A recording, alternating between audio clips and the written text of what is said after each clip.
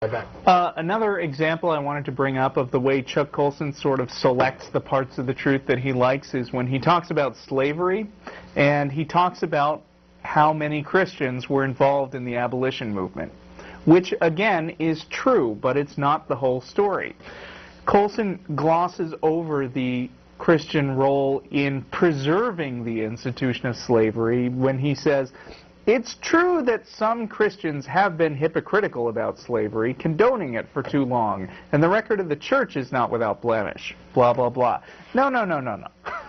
Christians haven't been hypocritical about slavery. They've just done what their Bible says. Yep.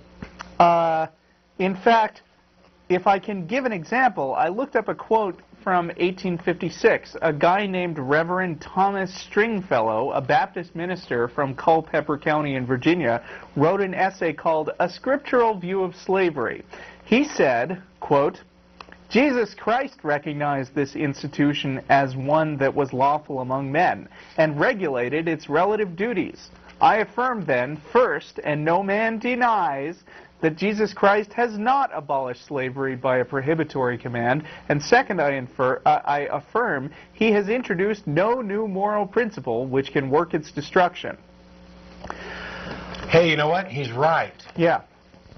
The Bible endorses slavery. It even tells you how much to pay for certain slaves, how long you can keep them, and how you go about marking them by holding their ear up to the door and driving a stake through it. The Old Testament is a lot more enthusiastic about slavery, certainly. I mean, they actually tell you who you should sell into slaves and who you should take for slaves, and Jesus doesn't do any of that, but just like this reverend says, he never actually said, no, that one is bad.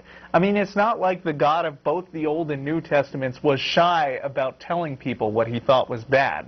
Well, and Jesus flatly said, according to what's in the New Testament, slaves obey your masters.